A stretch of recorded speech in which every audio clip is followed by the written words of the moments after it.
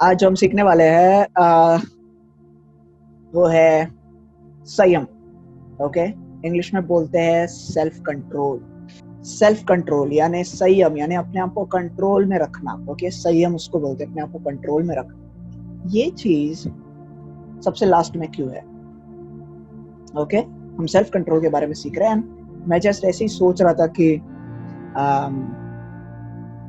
ये जो self control है इसको लास्ट में क्यों रखा गया है। ओके, सो ये एक क्वेश्चन आपके लिए है कि सेल्फ कंट्रोल लास्ट में क्यों रखा गया है। मैं चाहता हूँ कि आप ये चीज सोचे, कि परमिशन ने सेल्फ कंट्रोल लास्ट में क्यों रखा है। बिकॉज अगर परमिशन ने प्यार को पहले रखा है, वो इसलिए क्योंकि प्यार में सारी चीजें आ जाती है। राइट, प्यार को पहले रखा है क्योंकि प्यार में सब चीजें आ जाती है। सो उसी तरह से अगर सेल्फ कंट्रोल को लास्ट में रखा है, मैं सोचता हूँ कि सेल्फ कंट्रोल लास्ट में इसलिए रखा है ताकि जब हम ये पहले सारी चीजों को करते आए, जब ये सारी चीजें हमारे अंदर रहेगी, तब हम ऑटोमेटिकली सेल्फ कंट्रोल रहेंगे, मतलब संयम में रहेंगे। अब जिनको समझ नहीं रहा कि सेल्फ कंट्रोल है क्या, हम थोड़ा सीखेंगे कि सेल्फ कंट्रोल क्या है। ओके, सो कितने बार ऐसा हुआ है कि किसी ने आप पे गुस्सा कर दिया, या फिर किसी ने आपको कुछ ऐसा बोल दिया जो आपको बहुत बुरा लगा, और गर्मा गर्मी में आपने बहुत सारी चीजें बोल दी, जवाब में बोल दिया, और फिर जाके आगे जाके आपको रिग्रेट होता है, आपको अफसोस होता है कि मैंने ऐसा क्यों बोला। आई थिंक ऐसा हम सबके साथ होता है। सो अपने आप को कंट्रोल में रखना, उसको सेल्फ कंट्रोल बोलते हैं। अपने एक्शंस को, अपने क्रियाओं को, अपने वर्ड्स को, शब्दों को, अपने रिएक्शंस को, प्रक्रियाओं को कंट्रोल में रखना, सीमित रखना, उसको बोलते हैं सेल्फ कंट्रोल। सो मैं एक वचन पढ़ रहा था, नीति वचन में, वहां पे लिखा है कि एक सेल्फ कंट्रोल्ड पर्सन, मतलब एक बंदा जो अपने आप में संयमित है, अपने आप में कंट्रोल्ड है, वो बंदा एक शूरवीर सेनापति से ज्यादा बेहतर है। ओके, फिर से एक बार बोलूंगा, नीति वचन में लिखा है कि एक बंदा जो सेल्फ कंट्रोल्ड है, जो अपने एक्शंस को, अपने शब्दों को, अपनी क्रियाओं को, अपने गुस्से को, हो सकता है अपने इमोशंस को, सब चीजों को जो कंट्रोल में रखता है, वो बंदा एक शूरवीर सेनापति से ज्यादा बेहतर है। सो मैंने एक सवाल किया था कि कितने लोग के साथ ऐसा हुआ है कि हमने कुछ ऐसा बोल दिया किसी झगड़े के दौरान, या फिर कोई आर्गुमेंट के दौरान, किसी डिसएग्रीमेंट के दौरान, अपने दोस्त के साथ, अपने माँ बाप के साथ, या फिर भाई बहन, या फिर बॉयफ्रेंड गर्लफ्रेंड, या फिर आगे जाके पति पत्नी, हम हर एक लोगों में कहीं ना कहीं प्रॉब्लम्स आते हैं। कब ऐसा हुआ है हमारे साथ? मैं जानता हूँ कि हम सबके साथ ऐसा हुआ होगा कि हमने कुछ ऐसा बोल दिया जिसको लेकर बाद में हम अफसोस करने लगते हैं कि ओ गॉड, मैंने ऐसा क्यों बोला। हम सोचने लगते हैं कि मैंने ऐसा क्यों बोल दिया, बहुत बुरा किया मैंने, और उसके बाद हम जाके माफी मांगते हैं। सो नीति वचन में और एक चीज लिखा है कि मीठी जुबान इंसान के हड्डियों के लिए दवा बन जाती है। लिखा है, मीठी जुबान यानी अच्छी बातें, प्यार की बोली, किसी इंसान यानी सामने जो भी इंसान खड़ा है, जो उस बातों को सुनता है, उसके लिए दवा बन जाती है। अब आप सोचिए, अगर एक बंदा, अगर हमारा दोस्त, कोई दोस्त हॉस्पिटल में एडमिट है कोई बीमारी को लेकर। ओके, अब हम बीमारी का ही सीजन चल रहा है। अगर कोई बंदा बीमारी लेकर हॉस्पिटल में पड़ा हुआ है और डॉक्टर आके मुझे बोलता है, मैं उसका दोस्त हूँ, मैं उससे मिलने आया हूँ, विजिट करने आया हूँ, डॉक्टर आके मुझे बोलता है कि इसकी हालत बहुत बेकार है और हमें नहीं पता कि कब तक जी सकता है, या फिर कब ये ठीक होगा, हमें नहीं पता। अगर डॉक्टर मुझे ये बुरी खबर देता है और मैं उस बंदे से मिलने जा रहा हूँ, तो आपको क्या लगता है, मुझे ये खबर जो डॉक्टर ने दिया वो बोल देना चाहिए या फिर उसका हौसला बढ़ाना चाहिए? हौसला बढ़ाना चाहिए, राइट? यू नो, सो वहां पे हमें दिखता है कि हमारी बातों में कितना ताकत है। नीति वचन में और एक बात लिखा है। आज बहुत नीति वचन के बारे में बोल रहा हूँ, बट यस, नीति वचन में लिखा है कि जिंदगी और मौत की ताकत हमारी जुबान में दी गई। कहने का मतलब, हम एक इंसान को जिंदगी दे सकते हैं इसी जुबान से, और मौत भी दे सकते हैं इसी जुबान से। सेल्फ कंट्रोल यानी अपने आप को संयमित रखना, अपने शब्दों को सीमित रखना। जो बंदा ऐसा होता है, जो बंदा या बंदी ऐसा होता है, लोग उसे बहुत पसंद करते हैं।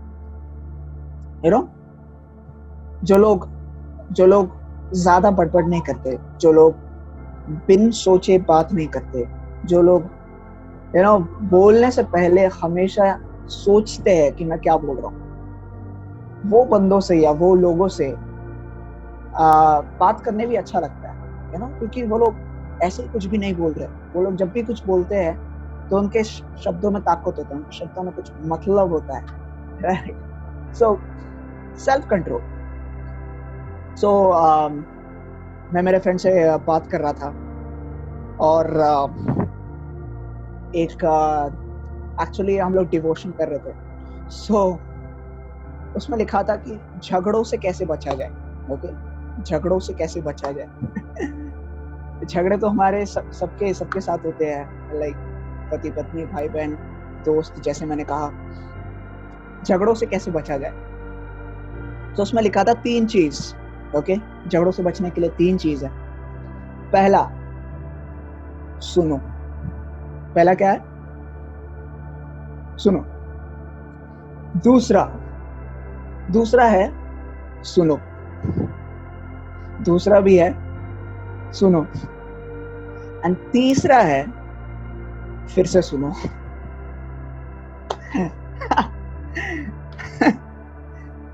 ओके, क्या आपको नहीं लगता ये सच है? कितने बार ऐसा हुआ है कि झगड़े इसीलिए शुरू होते हैं क्योंकि हम सुनने को तैयार नहीं है कि सामने वाला क्या बोल रहा है। हम सुनने को तैयार नहीं। जब तक आपने 3 बार सामने वाले इंसान को सुन नहीं लिया हो, तब तक जवाब नहीं देना। जब कोई आर्गुमेंट हो रहा है, जब कोई झगड़ा हो रहा है, जब कोई बात है जिसमें हम सहमत नहीं हो रहे एक दूसरे से, आई थिंक ये जरूरी है कि हम सुने। वचन में लिखा, आई थिंक टिमोथी में, मुझे याद नहीं आ रहा कहाँ है वो, बट वहां पे लिखा है कि सुनने के लिए तत्पर रहो। यानी सुनने के लिए क्विक, मतलब फटाक से सुनने के लिए तैयार हो जाओ। सुनने के लिए तैयार रहो और बोलने के लिए पीछे हटो। यानी सुनो पहले और बोलो कम। सुनो ज्यादा और बोलो कम। तो जितना, बीइंग अ यूथ लीडर, क्योंकि एक यूथ लीडर में रहा, मुझे ये सीखना पड़ा कि जो भी बंदा मेरे पास आता है अपनी प्रॉब्लम्स को लेके, मैं बिना सुने उसको आंसर देने को नहीं बैठा। सुनना जरूरी है। सो कई बार हमारे विश्वासियों में प्रॉब्लम्स हो जाते हैं, चर्च में प्रॉब्लम हो जाता है, हमारे दोस्तों में, हम जिसके साथ चर्च जाते हैं, हम चर्च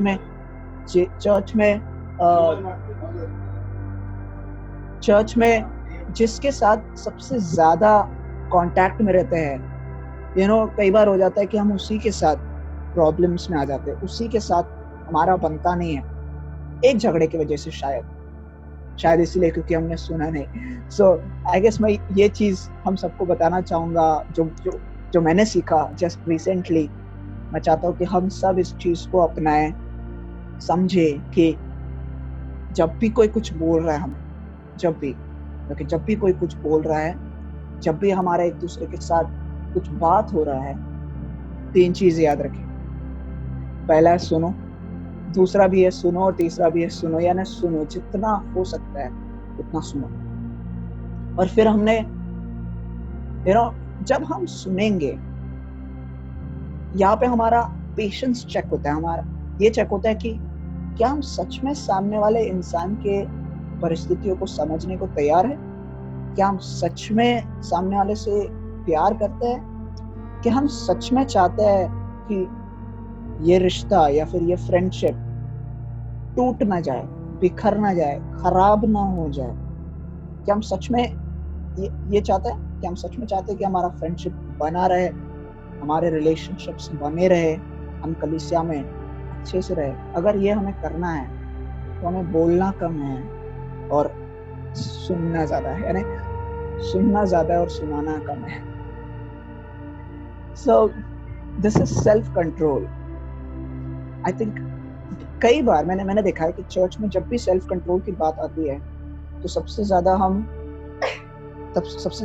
लस्ट की बात करते हैं। सबसे ज्यादा हम बात करते हैं कि कैसे हम आंखों की अभिलाषा से बचे रहे, कैसे हम एक लड़की को बुरी नजर से ना देखे। वहां भी सेल्फ कंट्रोल है ऑब्वियसली, बट इस सेल्फ कंट्रोल का क्या जो हमारे जुबान पे है? शायद जितना हम एक लड़की को देखकर बुरा नहीं करते उतना हम एक दूसरे की बातों में बुरा करते हैं। एक दूसरे की बातों में हम एक दूसरे को चोट पहुंचाते हैं। कितने बार ऐसा होता है, मेरे से भी हुआ है। ओके, ऐसा नहीं है कि मैं बहुत अच्छा हूँ, बट मेरे साथ भी मैंने भी ये चीज सीखा है कि कितने बार हम बिना सोचे समझे, बिना सुने हम बोल देते हैं। सो एंड मैंने ये सीखा था कि कोई भी रिलेशनशिप, कोई भी रिश्ते को अगर अटूट बनाना है, एकदम अच्छा रखना है, तो सबसे इम्पोर्टेंट पॉइंट ये है कम्युनिकेशन, बात करना। सबसे इम्पोर्टेंट, सबसे जरूरी बात करना। अगर आप बात नहीं करते, आपको पता है कि जिस रिश्ते में हम एक दूसरे से बात नहीं करते वो रिश्ते में गलतफहमियां पैदा होने लगती है ना? लेकिन जिस रिश्ते में हम एक दूसरे से बात करते रहते हैं उस रिश्ते में गलतफहमियां पैदा नहीं होती। अगर गलतफहमियां आ भी जाती है तो हम उसको बात करके खत्म कर देते हैं। सो जैसे हमने एक एक चीजें सीखी, प्यार, परमेश्वर का प्यार कैसे हम में रहे और हम एक दूसरे से प्यार करें, तो वही प्यार में ये चीज बहुत ज्यादा जरूरी है, वो एक दूसरे की बातों को सुनना। जब तक हम सामने वाले को बहुत अच्छे से नहीं समझते, जब तक हम सामने वाले के परिस्थितियों को बहुत अच्छे से नहीं समझते, यानी जब तक हम उसके जूते में पैर डाल के नहीं देखते, तब तक हम कह नहीं सकते कि हम उससे प्यार करते हैं या हम उसको वैल्यू करते हैं या उसकी अहमियत हमारे जीवन में है। सो अगर हम एक दूसरे की अहमियत करते हैं, मैं चाहता हूँ कि हम एक परिवार होने के नाते, एक फैमिली, एक चर्च होने के नाते हम ये चीज जरूर सीखें कि हमें एक दूसरे से कैसे बात करें, अच्छे से बात करें। फटाक से गुस्सा होना ये अच्छी बात नहीं है। ओके, तुरंत से बिना सोचे कुछ बोल देना ये अच्छी बात नहीं है, क्योंकि हर चीज को अच्छे से सुलझाया जा सकता है। हर चीज को, कितना भी बड़ा झगड़ा क्यों ना हो, कितना ही बड़ा प्रॉब्लम क्यों ना हो, मैं विश्वास करता हूँ कि गुस्से से ज्यादा प्यार अच्छा काम करता है, नफरत से ज्यादा प्रेम अच्छा काम करता है।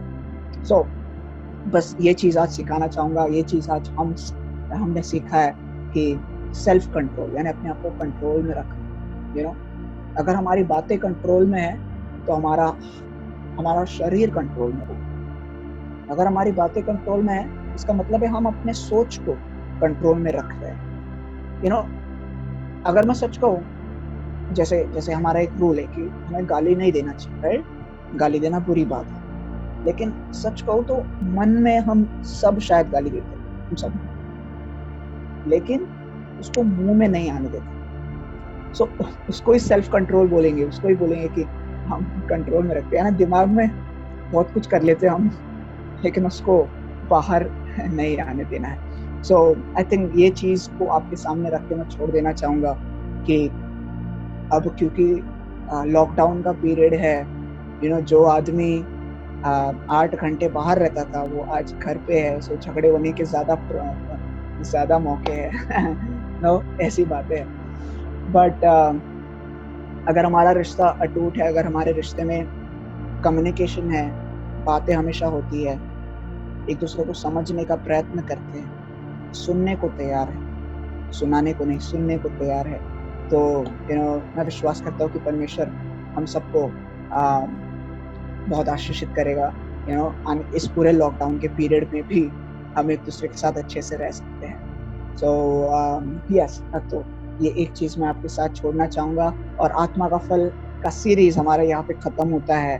प्रेम, आनंद, शांति, धीरज, कृपा, भलाई, विश्वास, नम्रता और संयम, सेल्फ कंट्रोल, हमने सबके बारे में सीखा।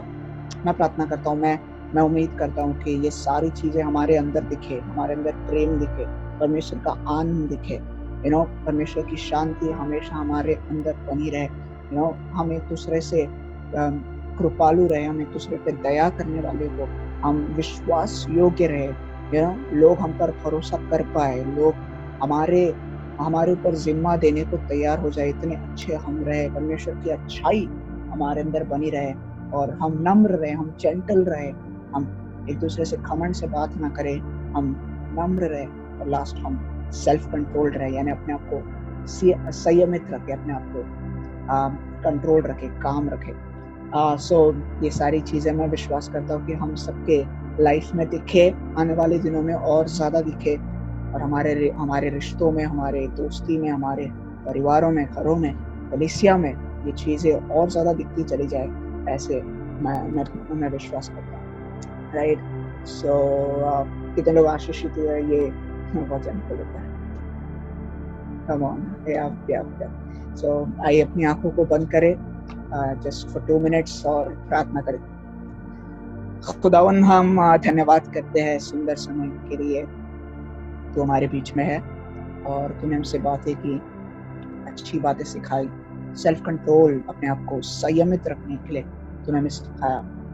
तू हमारी मदद कर, हमारे ज़ुबान को तू मदद कर ताकि हम कंट्रोल में रहे, हम एक दूसरे से बिना सोचे समझे बात ना करें, एक दूसरे को चोट ना पहुंचाए, बल्कि हमारे ज़ुबान में हमेशा मिठास रहे और प्यार की बातें रहे। ऐसी हम प्रार्थना करते हैं।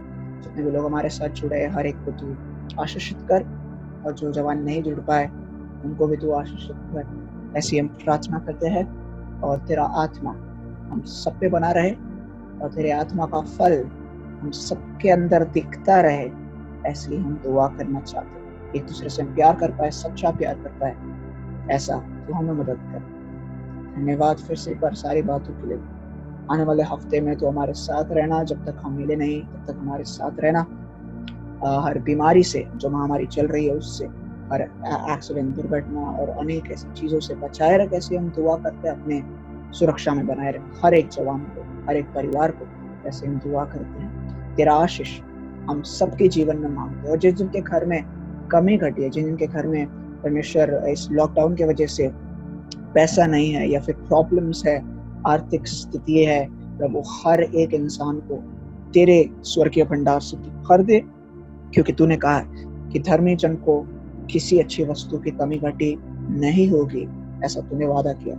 सो प्रभु तेरे बच्चों के घर में भरपूरी रहे, ऐसी हम प्रार्थना करते हैं। तेरे बच्चों के घर में शांति, समाधान, सुख हमेशा बना रहे।